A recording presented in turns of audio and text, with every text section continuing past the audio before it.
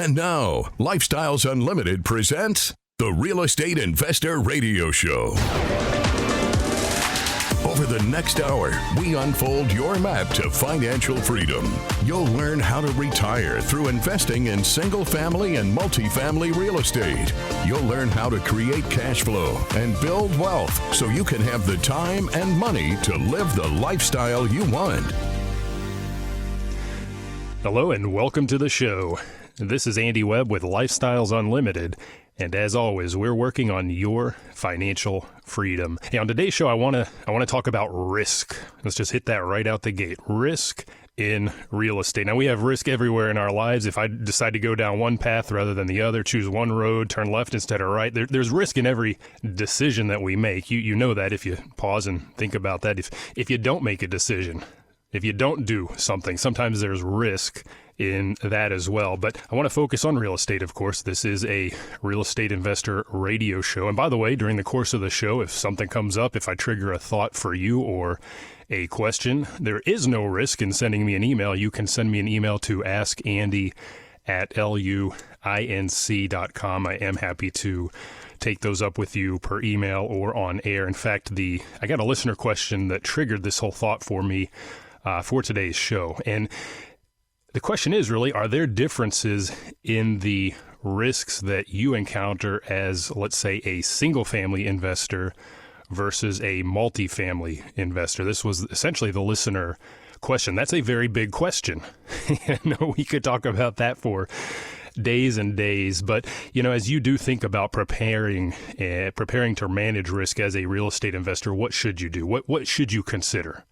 So I do want to take a look at a few ideas because, again, this could be a very long conversation. So I want to take a look at a few ideas for the single-family investor as well as for the apartment investor. Okay, again, triggered by that listener question. I'll get to his question here in just a moment. But first, going back to what I just said, there's risk around everything we do, some level of risk. And I don't know if you've thought about this. You're working hard. You're in the grind. As the listener was in his email to me, in fact. Don't like what you're doing, perhaps, but you're comfortable, right? You're making a decent salary. You've been doing it for a couple of decades now. You see retirement somewhere, maybe somewhere on the horizon. So you can just keep doing what you're doing. Well, in this case, what is the risk of just continuing down that path and not changing something, not doing something new, just staying on that path? Do you actually think you will make it to retirement? This was the listener's concern. How realistic sit down and think about this. How realistic is that goal right now? You got to think about the government. What if the government does what they did already a few times and raises the retirement age again? For me, if I were to stay on that conventional path, my retirement age would have been 67 and I think it's like 2 months, something like that, north of 67 years of age. Well, I retired in my late 40s. I said, I'm not doing that. I don't want to work. I probably wouldn't even make it to that age, quite frankly. That's too risky for me. So I went a different way. I went down a different path. But what if the government pulls the rug out from under you? Don't think it can happen? Look what's going on across the ocean right now.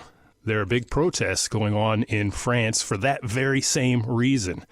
The government is talking about taking the retirement age to achieve that pension in that country from the age of 62, by the way, far younger than we have it here, from the age of 62 to 64. That's a sudden change in the rules of the game, and the people there don't like it, and there are millions of people out protesting. So if you don't think the government will change the rules on you, rest assured they've done it before, and they can do it again. Another big question I always ask is, what about Social Security? A lot of people lean on that as their plan, whether in whole or as a supplement to their retirement. And every time I read about Social Security, we know that it's having problems. They're projecting insolvency sometime around, I believe, the mid-30s now. Right? Insolvency in this case doesn't mean there are no funds, but something has to change because they have less coming in at that point than is going out. And that clearly doesn't work. It's going to fail at some point. So you have to ask, is that what I'm planning on relying on? If not, do I have enough saved now, and am I on track to get where I need to be? And if you look around, if you talk to your peers, you're going to find that most Americans are not on track. So what is the risk? This is the question. Since we're talking about risk, what is the risk of not changing that plan, that path, of doing nothing? And that takes me to the listener question. I want you to note his opening. He said, I've been listening to the podcast, the Lifestyles Unlimited podcast, for a long time, but he's not a member. He's not taken action. In fact, he said it's an embarrassing amount of time. So he's been listening for a long time, but hasn't taken that action. But he recognizes the risk. He recognizes, in fact, I underscored it here. He says, I've saved according to popular expectations for 25 years, and I do not see a good retirement possibility without changing something. So this gentleman that wrote in, he sees the problem, and he understands the risk of doing nothing. So he does want to make a change, and he's interested in Lifestyles Unlimited. Now, he had a very concrete question. Is single-family investing riskier than investing as a passive investor in apartments? So we're going to get to that. And really anything we do in life broadly, of course, but here with a focus today on real estate investing, it comes down to recognizing risk and then taking action to mitigate risk. You can remove or minimize a lot of the dangers that you see out there if you think about this and you apply good practices. And just thinking very broadly on from the real estate perspective, whether apartments or houses, right? You can mitigate risk when you buy the property. You can mitigate risk as you rehab it, or perhaps because you're rehabbing it. You can mitigate risk during operations, ongoing operations. And if you are investing as a passive, you can mitigate risk there as well. So to the listener's question, is investing in a single family house riskier than investing as a passive, or vice versa? Is investing as a passive riskier? And interestingly, I've got an email in front of me right here from one of the Lifestyles Unlimited Realty team. The estimated cash out of pocket to invest in this particular house, this is over in Georgia, is just under $25,000. I see a lot of opportunity in houses that are around that number, some higher, some lower. So in this case, I might have invested $25,000 into this property. By the same token, I was on a webinar just last night with a soon-to-be lead investor, a syndicator with an apartment investment opportunity, and the minimum to invest there was $25,000. So here we kind of have apples and apples. I could put $25 into this single-family house, or I could put $25 into this apartment investment as a passive. Is one inherently riskier than the other? Well, I'll tell you, the risks are different. There are some differences there. And if I take the thought process a little bit farther out, because maybe you don't want to be a passive investor. Maybe you want to buy your own small multifamily as an independent rental owner. You can do that too. Or you can be that syndicator. Is that riskier than investing as a passive, or perhaps investing in that single family house? Look, there's risk in everything. And the important thing that you need to take away today is that there are many, many, many things that you can do to mitigate risk. So if you're afraid of something, if you have some fear of some potential thing that could happen, you have to take a step back as well and ask yourself some big picture questions and maybe even some minute, nuanced questions on what can I do just to avoid that, right? It's as easy as that. And I want to take a parallel from my daily life, maybe not daily, but one of my hobbies. I've been skydiving for, almost 18 years now. And, about this time of year, every year, skydivers in colder climates in particular, they're waking up from that winter hibernation. A lot of people don't jump when it's below zero. It's cold, especially at altitude.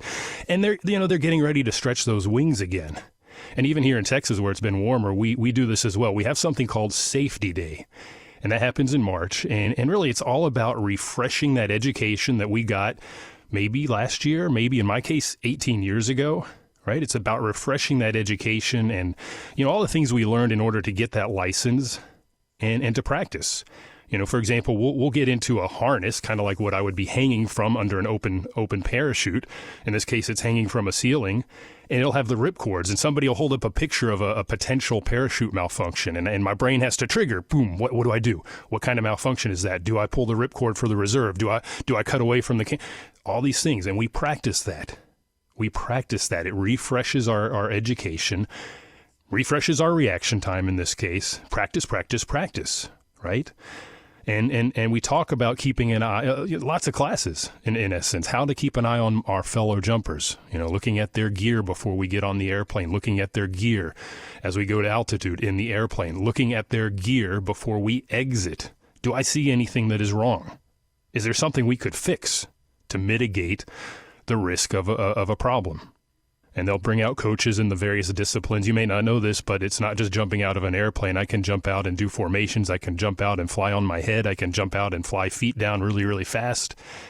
I can jump out with a wingsuit, or you might call it a squirrel suit. These are all different disciplines. They all have different risks, and coaches and mentors will come out, people that have been doing this for a long time, and will talk about mitigating risks in each of these disciplines. In essence, they're talking about education, refreshing that education we had, and staying up on the latest and greatest. They talk about processes, what to do if and when something happens, and mentoring. It comes down to mentoring and community. These are the big picture things you can think about, and some of the nuanced things in those various disciplines. And that applies to real estate as well. Getting educated, having good processes, having a great community around you to maybe ask those questions and point you in the right direction when maybe something goes sideways, and a mentor as well for that same reason. So again, for the skydivers, we're waking up, we're rubbing that crust out of our eyes. It's still a little bit chilly at altitude at 14,000 feet, but we're getting ready. We're mitigating risk. We're refreshing all those things we've learned so that we can have a safe year. Now, I want to dive into a little bit more on the real estate side, starting with single family. I want to address the listener's question here. And I'm going to start with single family, and then we'll talk about passive investing so that you can more concretely see some of the differences. And a lot of people out there that I speak with and get emails from are single family investors. That's what I've been doing for a decade. So I've seen a lot of the things that we're going to talk about. And I've gotten a lot of questions over the years. Very, very common question I want to start with, and it's a very specific question. The listener did not ask this, but you may have this on your mind, and it is, should I form an LLC? Very common question. I get it all the time. LLC meaning limited liability corporation. This is what a lot of people think of when they think risk mitigation is LLC. That's kind of the go-to. I talk to people that want to form an LLC before they've bought a property. So should you form one? Well, it depends, but generally no. Because, if you are worried about liability, really there are two things you can do. Again, thinking big picture here. Number one, be a good operator in all parts of the business. Be a good operator. And number two, have an umbrella liability policy. Those two things, I think, are really all you need. Now, there are other reasons why you may not want an LLC. For example, if you follow the model that we do at Lifestyles Unlimited, we're buying a distressed asset, often with hard money, which is a private loan, but ultimately we'll refinance into a 30-year fixed rate note. And in order to get the best rate on that property that I want to have what's called Fannie Mae backed debt. Well, I can't do that in an LLC. I have to do that in my personal name. So for that reason alone, I would again tell you, no, you don't need it. You shouldn't do it at this point, especially if you're just starting out. We're going to head into a quick break. Be right back. Got questions? Call Lifestyles Unlimited at 855-497-4335. The Real Estate Investor Radio Show continues next. Want to continue the conversation inside the community? Follow Lifestyles Unlimited on Facebook. Stay up to date on upcoming events, market trends, member stories, featured podcasts, real estate wisdom, and more. You can even join us a couple times a month as we go live with our case study events right on Facebook from the comfort of your home. Get online and get in the know. Turn listening on the radio into participating in the community. Like and follow Lifestyles Unlimited on Facebook today.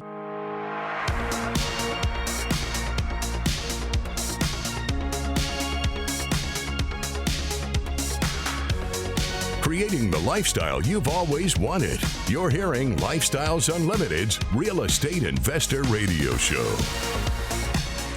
Welcome back to the show. I'm your host, Andy Webb. If you have any questions, email me at askandy at luinc.com. Ask Andy at luinc.com. And in fact, a listener question triggered this whole show today. He was asking about the risk involved with investing in single family versus being a passive investor in multifamily. And we're diving into that now. I think risk in general, it's everywhere in life. As a skydiver, I accept that when I get into an airplane that there are risks around my activity. But I've spent 18 years learning how to mitigate those risks. I've spent over a decade as a real estate investor learning how to mitigate risk as well. And I am both a single family investor and a passive investor in multifamily. So to the listener, hey, maybe do both. If you're not sure which way to go, maybe try both. I love single family and there are risks, but we mitigate those risks. And again, as we were talking ahead of the break, a common question is, well, LLC, don't I just need an LLC? And no, LLCs complicate things. At some point when you're bigger, you have a big portfolio, maybe you look at that. But when we're starting out, and if you're following the Lifestyles model, then no, because we're going to buy a distressed asset. We may buy it with hard money. It may qualify for a conventional loan out the gate. It depends. But ultimately, we're going to get into a 30-year fixed rate loan, conventional loan that is secured by Fannie Mae or perhaps Freddie Mac. And that's where you get the best interest rates. Even in our higher interest rate environment, that's where you're going to get the best interest rates in order to achieve the cash flow that you want.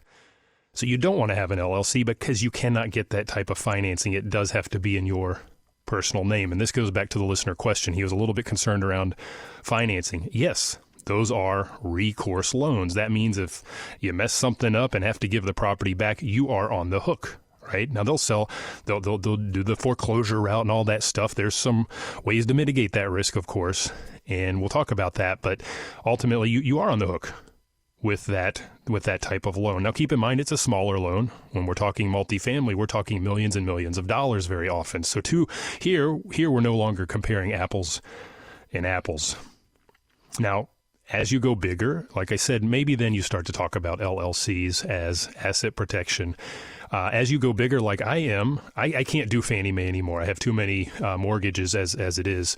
I might look at doing something called a DSCR loan. That's a debt service coverage ratio loan. Some of those will be in your name, but some of those lenders do prefer that you use an LLC. So there may come a point in your life as an investor where you do make that switch, right? It depends on how many houses you have, how many mortgages in place. Depends on where you're buying as well. Some states may have you operate differently. Hard money in Georgia, for example, does require an LLC. In Texas, it does not. I can buy that. I can sign that note as using my personal name. That's perfectly okay. But ultimately, to get back to the listener's question and risk and the notion of mitigating risk, I think here it comes down to forget the LLC. You need to be a good operator. And you need to have a good liability policy, I think. And to be a good operator, there's several things that flow into that. Number one, I think most important is you need to be educated. You need to get a good education around what we do as investors, as single-family rental owners. That's part of it. Because when you're educated, then you will have what comes next, which are good processes in place. And that goes to being a good operator. For example, our motto at Lifestyles Unlimited is best product, best price. Now, I told you we're going to try to find a distressed asset, and that allows us to buy right. This is part of the process. Think about this as part of the process. We'll buy right. We'll buy at a discount, but we're going to go in and we're going to fix everything that is broken now or could break in the next handful of years. That is best product. And by way of this process, we're going to create something called equity. We call that, at Lifestyles Unlimited, we call that equity capture. And going back to that email I got from the realty team, I mentioned this a moment ago, estimated out of pocket to buy this house is $25,000, a little bit south of that. But get this, my equity capture, $47K. So at the end of the day, I have around $70,000 in equity in this house through the process, right? Again, going back to having good processes, I'm going to buy it with hard money. I'm going to fix everything like we talked about, and I'm going to refinance. And when I'm done, I'm going to have $70,000 in equity, but I only put $25,000 in. I've just captured $45,000, $46,000 in equity. I've just created that through the process. And that's buffer. I love equity capture because for me, that represents buffer. That notion of going to foreclosure, I've never had it happen, never seen any risk around it personally. But if something, push comes to shove and I need to unload the house, I have $70,000 in equity now. 46 of that, which was just essentially created out of thin air. So think about that. If you're worried, if you see risk in single-family houses, I'd say, again, the risk is doing nothing. The risk is leaving that $46,000 on the table. I mean, here we're almost tripling our money in 1, 2, maybe 3 months. Depends on the rehab. So think about that. And again, back to the listener question and his concern around mortgages. If you are following the Lifestyles model, you know that we have to have cash flow. This particular house is projected to cash flow $275 a month. That's my net profit. Well, guess what? If I'm making profit every month, that means somebody is paying the mortgage. I'm collecting rent, and a portion of that goes to cover the principal, the interest, the taxes, and the insurance, the fixed costs. Somebody else is paying that mortgage, and they're paying it down for me. So if it is cash flowing, that means my resident is de facto paying the mortgage.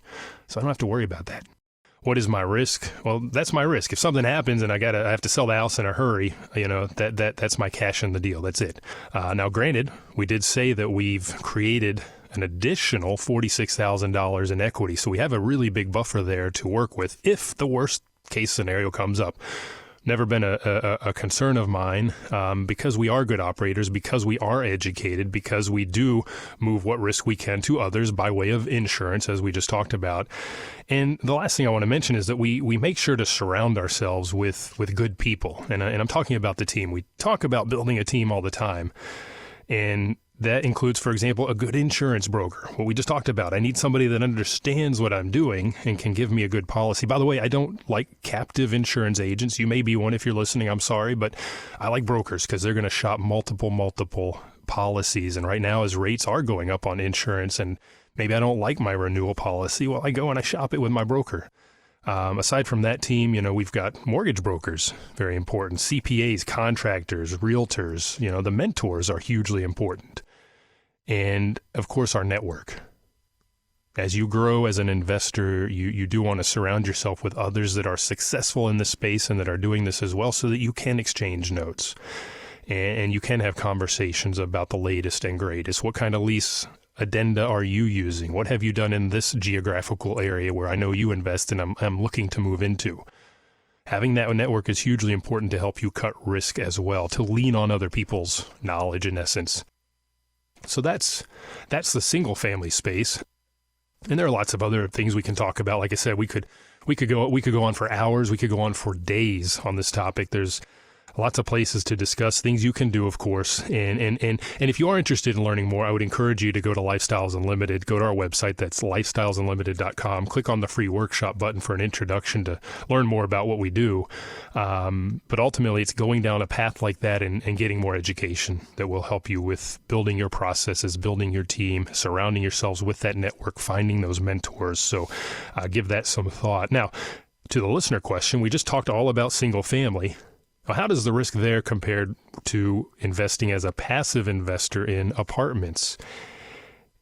And in part, he's a little bit focused on the loan and asked the question very concretely, well, like single family, am I on the hook for the loan? As a passive investor, no. What you need to understand, and this is the beauty of being a passive investor, all the things we just talked about with respect to owning and operating single family. Again, consider that I self-manage, but even if you put a property manager into place, you're still finding, you're still buying, you're still having the renovations done on these houses. You're still engaging with somebody to find a resident, right? And you have ongoing operations, whether you're doing that or your property manager, and eventually you'll dispose of that asset. You are managing all of that.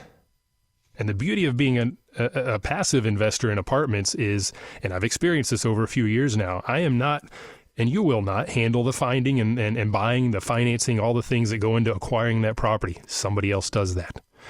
You do not handle the rehab. You do not handle the lease up and all the ongoing operations. You don't worry about the refinance or the sale, the disposition of that property, in 2, 3, 4, 5 years.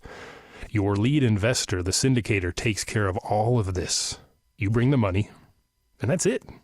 And going back to our example of the single family in Georgia, $25,000 out of pocket.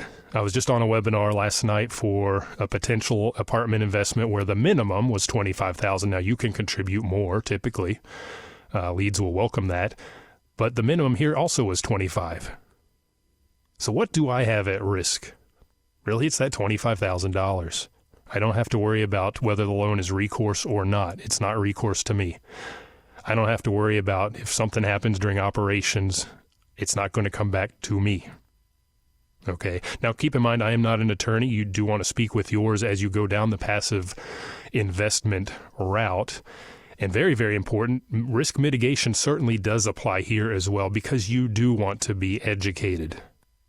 And I'll tell you, Lifestyles Unlimited, there are a ton of classes that you can take. I've done these myself in the past handful of years. You can get your passive investor certification, for example.